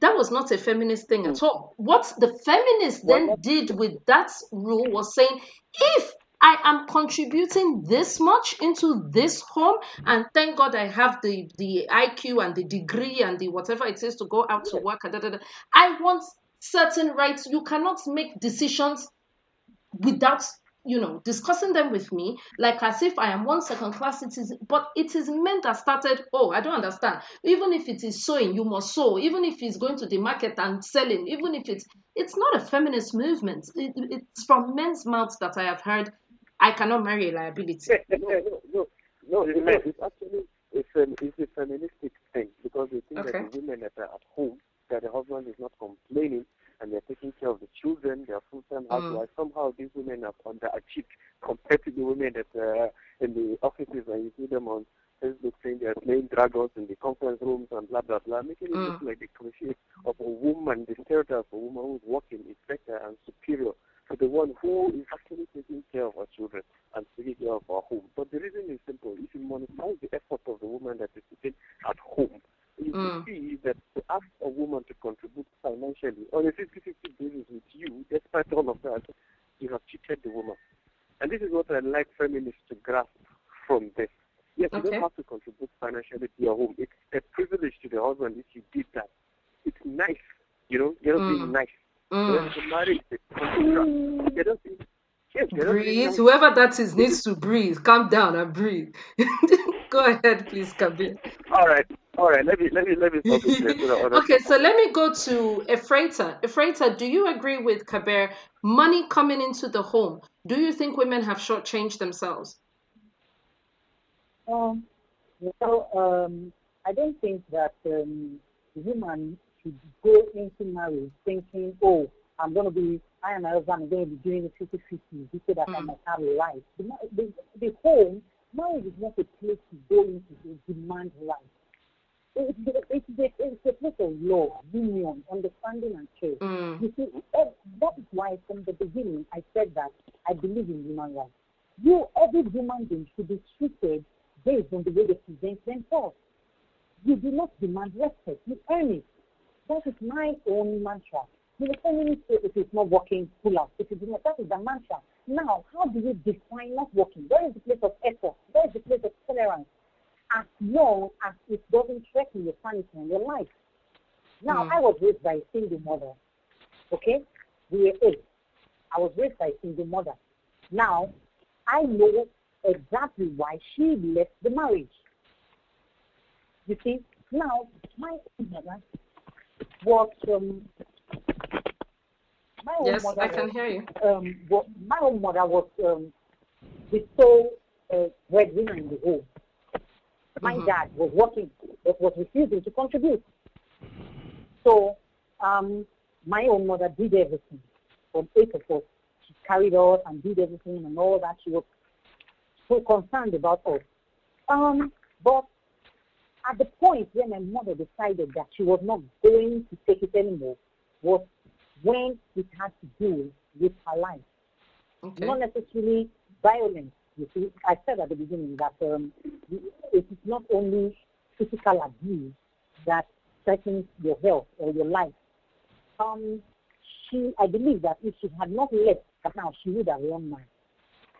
But one thing my mom taught me was that you don't go into marriage with the idea that, oh, it is not working, I'm leaving. It is not working, I'm leaving.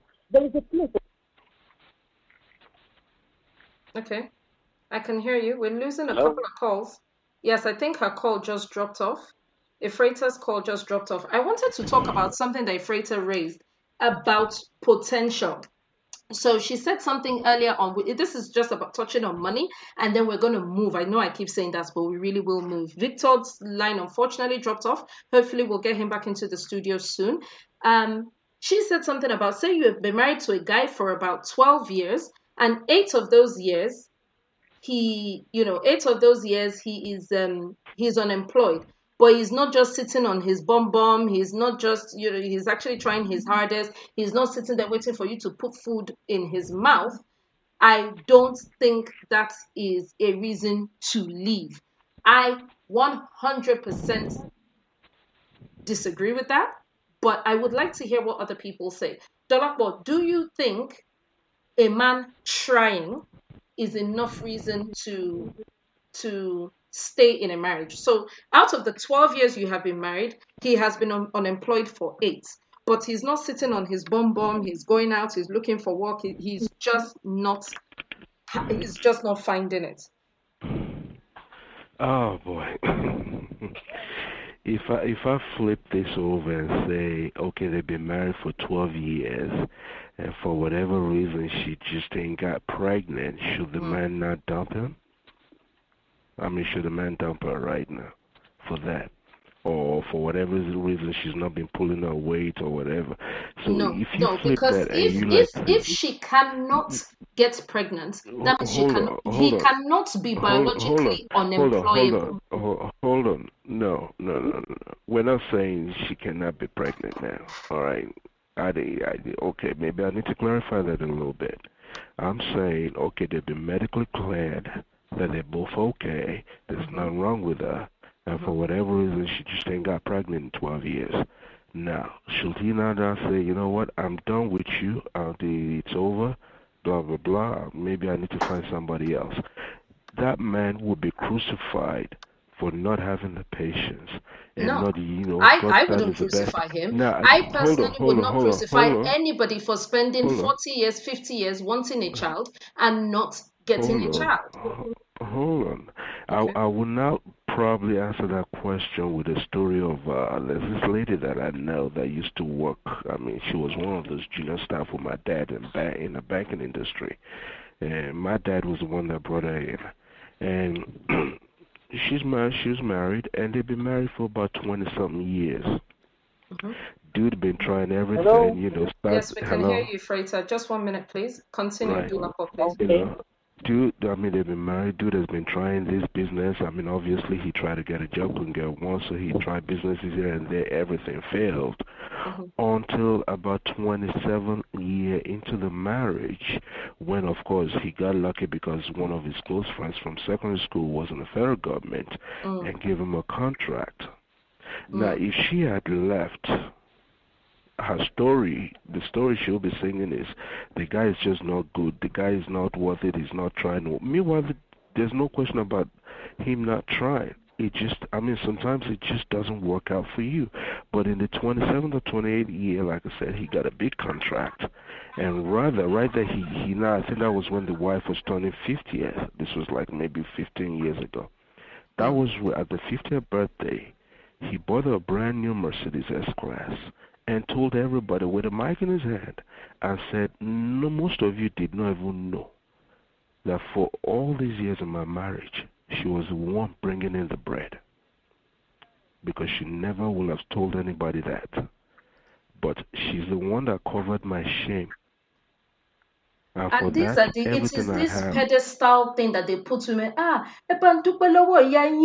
You see this your mother, she's a very patient woman, no, she's a very virtuous woman, no. See, even the illegitimate child I had, she took care of the child like it's her own. No, don't put me on a pedestal. Don't make me out like I deserve a trophy for waiting 27 years. Because personally, if I can wait 27 years for an S-Class that will be, will have diminished in value by this time next year, and if I'm able to do that, that's fantastic. That is an amazing feat for anybody to stay with her. But the fact still remains, if I can't, if I am carrying the load by myself, I am feeding, I'm doing this, I'm paying the bills, I'm doing everything. I'm not saying I'll go and tell everybody it's me that's paying, no. But if I look at it that this financial burden on my own is too much for me, and I tap out year 10, year 12, year 15, year 1 safe, does that do definitely. You can tap out if you want. Yeah, that's what You I'm can tap saying. out So if you want. to But if you romanticize it. do So on tap the other out hand, what if by 27, Baba is now 54? He has hip replacement. He can't even do the work that the #1,000,000 contract has. What if he never got that contract? So yes, fantastic. That story had a happy see, ending. why do we always equate getting married to mean that there must be financial success in the marriage? I'm not after getting all, there are people that no, that's not what I'm saying at all. Hold on. Okay. What I'm saying is that you have a right to tap out if you want. Sure. There's no question. You can tap out in year 1. If you feel like the guy that he hasn't got a job, and maybe both of you got married after NYC, and you got a job right away and it did not. If you like, tap out year 1 or year 10. That's your business. But don't paint that man as being lazy, where you know, truthfully, that it's not for lack of trying. I understand. I'm not talking about the laziness part now. If Freita made a point about 12-year marriage, And 9 years of those 12 years, he didn't work. Now it is made to seem like a good wife or a dutiful wife or a virtuous wife would stay in the marriage and bear with him as long as he was seen to be trying, i.e., he wasn't just sleeping and waking up and watching television with the generator, with the diesel that you bought and put in the generator, right? Maybe because I'm the one person I totally believe that sometimes you have your own path to walk.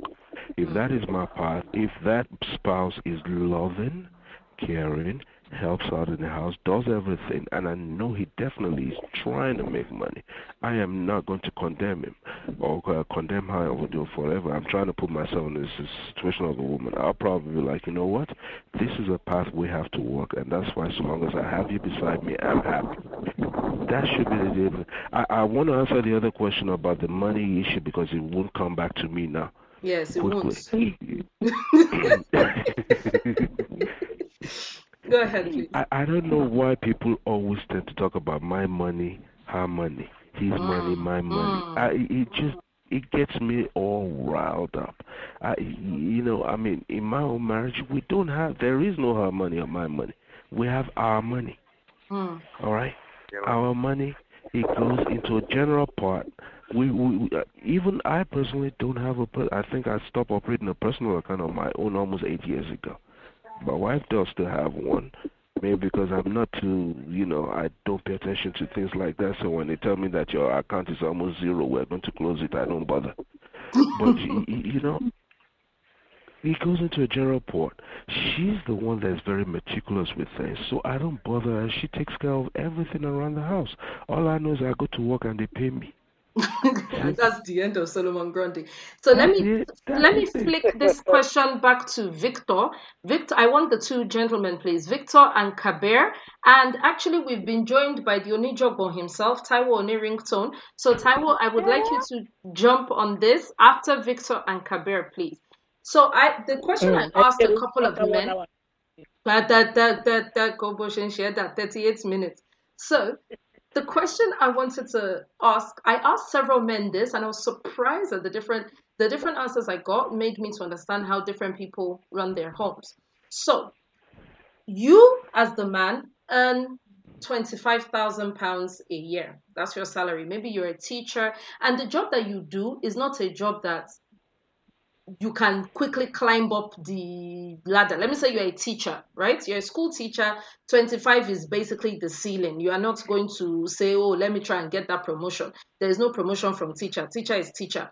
So your wife, on the other hand, earns 3 times what you earn. She earns £75,000 a year. She is the head of a department for a bank, for one of the national banks. Would you stay in Peckham? So that is maybe like a lower side of London, lower income side, I guess I should say, because that is what you as a man, your salary can afford for you people to live? Or would you move to Chelsea, which is, let's say, a higher income part of London, knowing fully well that your own 25,000 cannot afford Chelsea property? So you know that by living in Chelsea, although you're going to be giving your kids opportunity for a better school because, of course, catchment area things and everything, and you're going to be living in a nicer area, and you're going to be living in a safer area so the children can actually play in the back garden, whereas in Peckham, you'll probably be living in like a 2-bedroom flat or what have you in a council block. Would you move to a higher income area knowing fully well that in order for you to live there, it is her income that would be paying that rent? Kabir, go. 2 minutes. Well, it depends on the person that you're married to. It depends on the wife. When you study the wife that you're married to, you know this is not the kind of person that will pull that over you because you're living in a place that she pays for. You want to consider the children and see the impact in their life and just swallow your pride and go. Otherwise, ideally, you should be paying for where you and your family are staying. That's my honest opinion. No matter how low it is. So if nothing else, the roof over your head is the man's responsibility. It's human responsibility, definitely. Fantastic. Victor, take it. Well, like you said, this kind of question, it depends on the woman you're married to and the situation itself. Because some women, the moment you're totally at their mercy, you're in trouble. They will deal with you, your eyes will open. Okay, so is your answer now a practical answer, or what do you think the feminist answer? If you're wearing your feminist hat, what would the answer be? No. I'm answering from me, Victor. Victor, like fantastic. If I'm wearing the shoes, it should be dependent on who I'm married to. Okay, great. Somebody that understands, like, has understanding. Okay. That won't try to misbehave. When I say misbehave, she will try to represent my face that we are not earning much. And they won't take care of this thing. I'd rather stay where my income can take care of, and I'll have peace of mind. Okay. So, Taiwo, what is your take on this? Well, I sort of like slightly agree with the two gentlemen I just spoke before, but at the end of the day, it's down to the man to decide, okay, are we going to move or are we going to stay? Because if we're not all lucky, if you're lucky enough to meet someone like Senior Danapo's wife, which is very understanding, very loving, very caring, they understand themselves, then, well, you're made up. You don't have to do anything. But, okay, you just say, come, go, let's go. But if not, if you got married someone that one of those girls that's a baby pullover, then you're in trouble. You see why I didn't give you the microphone since? Which one is baby pullover inside this matter now? You will be in trouble because if you go to Chelsea, maybe one day you come over, like the lock has changed. You just you don't even parent in this house. I'm the one that's doing everything. I beg, come on, carry go. Come on, going. Maybe that Chelsea bridge, you go sleep that night. Okay. Let me speak to Rachel. Rachel, America. Rachel, are you with us? Oh, I'm here. I've been breathing. Bless you. Bless you. I couldn't know. You've been inhale, exhale with your insulin. First of all, I don't understand all these men. Why would you marry a woman like that to start with? I'm sorry. If you're married to that type of woman, you need to get a divorce. So I'll take it to me. And actually, that's my real life right now. I will live where my money can afford a better life. Oh, boy, come and join me. It's in your best interest. Enjoy yourself. I can't punish myself. What kind of thing is that? I'll go and be living in a Pokulu place because of somebody's ego. Put that ego and put somewhere. Come, enjoy yourself. Relax. Okay. Why would you be married to someone who will not put herself 100% in a relationship? That's where the problem starts from. And I would also not be married to a man who would not do that. Sorry, someone is speaking. In my home, there is no my money, your money. I have never had a personal account. My husband has never had a personal account. We have one account. It all goes in there. It pays the bills. You want to spend money. That's how it is. I beg, preach. So all this English, me don't understand it. So I am more than my husband. And in the chosen field that I have picked, I will always earn more than him. Spend as you like. Spend as you like. Alaji, take it. So, I remember asking another gentleman this question, and his answer, I've got the answer here in my WhatsApp. It's just come in and says, if I earn 25 and my wife earns 75, that means we have £100,000. That is all I know. The only work left to me is to pick the best place for us to live as a family that will be most beneficial to us and our children. End of Solomon Grundy. Oh my God, 7 minutes to go. What happened? Ifrata, are you with us? Yes, I am. Fine, good. Okay, I want to quickly touch on something real quick. So let me start with Ifrata. Someone asked a question. It started off as a very innocent question, and then it became masculinist, feminist. Everybody had something to say. It was the woman's surname and changing her surname after marriage. So, do you think Okay, or do you think there's anything wrong with a woman who says she doesn't want to change her surname to her husband's name, excuse me, upon getting married? And to the gentleman, if your wife said she didn't want to change her name upon getting married, would this be a problem for you, and why? Ifrita, please take it away. Okay, I am a Christian, and I live my life based on biblical principles. In the Bible, there was no place where women were given in marriage and they changed their name to their husband's name. What we had was Sarah, the daughter of Abraham, the son of Abimelech. The genealogy back. Again and again and again, that's what we had. Deborah, the daughter of this, the son of this, the daughter of all, the daughter of the mentioned the mother, the wife of the husband, the son of the father. You know, every time you go into the Bible, that is where I'm talking about, where women were given in marriage. Yes. In the Garden of Eden, God took Adam's rib and formed a woman. So Adam called her Eve, and then later, at a point, he addressed her as Adam. Then, you know, but where we saw women being given out in marriage, women living in their father's home, getting married, they were referred to as their name, daughters of their parents. There is no documented place in the Bible where women who go out to marriage, where we see that they changed their name. So I said that to say that it is really not a big deal for me. It is really, and I try to tell people, it is really not I will change my name when I get married to my husband's first name. I'm not going to be bearing someone's a name that has already died centuries ago or something. So a name that I do not know who bears it, who answers it. So I'm going to be bearing my husband's first name. But if someone gets married and says, oh, I'm not going to change my father's name, well, all those are not issues of life. Those are not things that affect life. They are racial matters of life. And then concerning this living in a bigger place if your wife earns more, I think it depends on the woman. The woman is understanding and the man does not suffer from inferiority.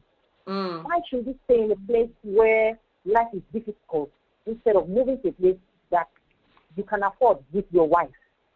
So that's my take. Okay, thank you very much. Name changing, who is that? Taiwo Nirrington, oh yeah? What is name changing? I think we've made a discussion about this before, but again, I would say I would really love my wife to take my name. It means a lot to me. But at the end of the day, if she decided not to take my name, fair enough, I can't fight that. But it really means a lot. Why? Why does it mean that much to you? Why do you care? I believe that's a tradition that that I grew up with. That when a man and a woman join together, the woman becomes one with the man, and the way of symbolizing it. Wait now. Continue.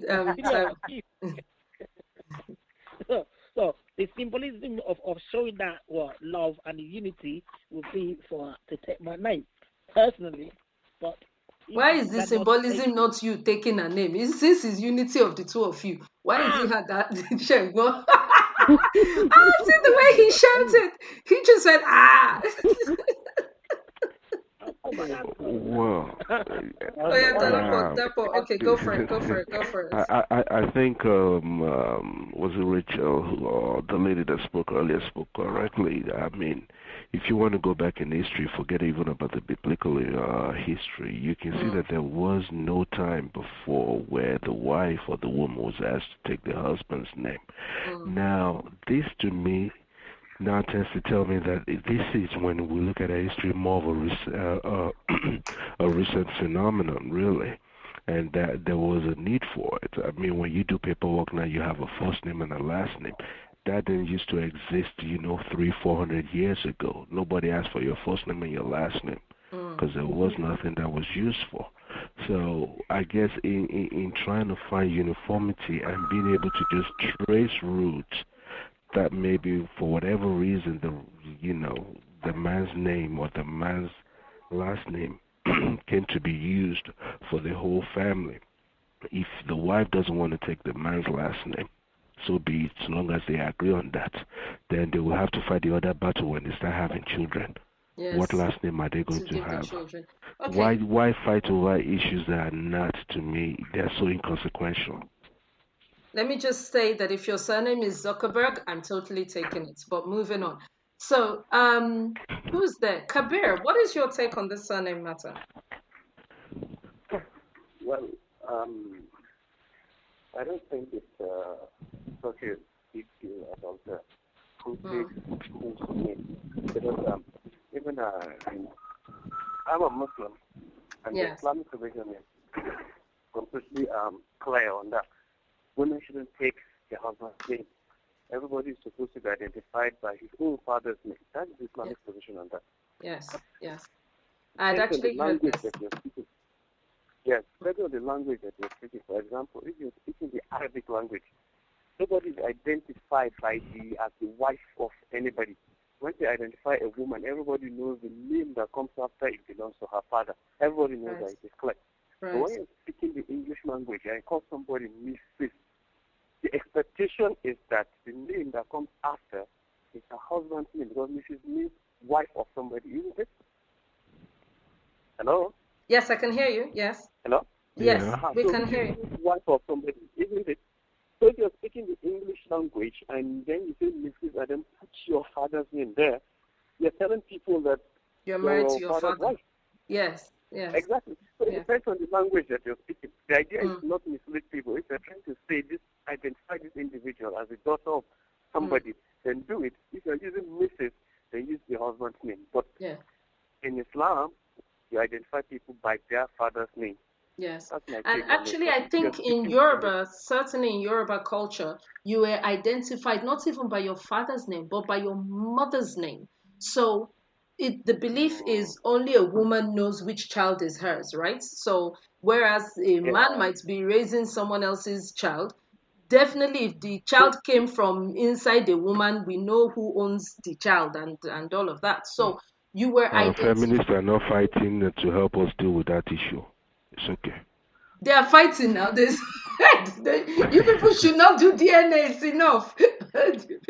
We're going to talk about that on Apricot Hour, by the way. But yes, Yoruba culture was, I would be Rachel, daughter of, then my mother's name would be mentioned. And this is how I would be addressed, either if I was being blessed, or in fact, if they were swearing for you and they had the little board that they were speaking into, that is exactly how they would do it as well. So this. Yeah, I think they do gender by gender. The women are addressed by as daughter of, and then the men are addressed even the men, no. Oh, I've never heard the men being addressed by sons of their fathers. Everybody is addressed by child of the mother. No, they were in Bible-based, men were addressed as sons of their fathers. Okay. But in Yoruba culture, as far as I'm aware, you are addressed by child of the mother. So, Lagbaja or Mo Lagbaja, and it would be the mother's name. I've never heard the father's name, but I will certainly look into that because that would be interesting. Ladies and gentlemen, we are completely out of time. I think we have had, without exception, the best, most civilized, most respectful guests in the whole world. Will the panelists agree with me? Is that guest or guest? Yes. Kabir was just a legend and a half. Ifrata, articulate, on point, just answering all the questions very intelligently. Thank you so much for joining us. We're going to go around the room. Thank you for having me. You're welcome. We're going to go around the room now. How is it doing you? You're jealous. You can jealous. I've never seen. Rachel, that is the other Rachel. You can now see that she has abandoned us now. Yes, that's how I am. Very fickle. You know, we feminists are very fickle. So thank you so much for being a part of the show. Thank you so much. So to the guests, I'll give you the opportunity to say good. Okay, maybe they don't know how we do it here. So let me start with Nkiru. Nkiru has been quiet. Nkiru, if there's any last thing you want to say, and if you just want to say a quick good night to us in the house. I think we might have lost her. Nkiru has vexed. Because sorry now. Come and join us back. Okay, so let me start with Taiwo. Taiwo, you say good night to everybody and let the guests see how we do it here. Good night, everyone. Have a lovely week. I love you. God bless. God bless you. Rachel. Good night. So, Kabir, if you'd like to say good night to us, and then you may leave the studio. Thank you so much for joining us. Thank you very much. Thank you. Thank you for having me. You're welcome. Thank you for your time. You really stayed online. I mean, exactly 2 hours on the dot. God bless you. Thank you so much for joining us. Ifrata, if you'd like to say good night. Good night, everyone. Thanks for having me, Rachel. Yeah, you're most welcome. Thank you for joining us. So to the rest of us in the house, and I'm going to get you to say goodnight. Let me just put this, since I had to let the guests go because they're both calling from Nigeria. I know how troublesome it can be on the credits and everything. So Friday, as usual, 7 to 8 p.m. is Aproko Hour, same place, same time every week. We're going to be discussing a whole bunch of things. They've caught another member of the Evans team. The person that started the whole DNA wahala, he has come back to give us results of the DNA. Ghana Must Go has been banned on some certain airlines. I don't even know what's going to happen to Nigerians and their crayfish. We have so much to talk about. Next Wednesday on the Talking Drum, we are going to be dealing with female genital mutilation. We're actually going to talk to some women who have had to undergo it. We're going to talk about was there any trauma, what the implications are, what the sexual implications are. We're going to talk about if it affected them growing up, if it affected their levels of confidence, etc., etc. So we're going to deal with that next week. I think.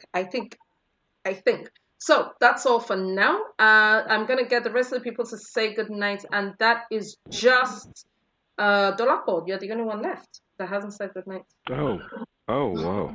Oh well. I guess good night, everybody. Good night, Rachel. And remember, feminism should bring us to the center for equal rights for everybody. It shouldn't be dragging us over to the other polar end of the issues. That's right. Feminism should bring us together, not tear us apart. And on that note, ladies and gentlemen, thank you so very much for staying with us for the entire show.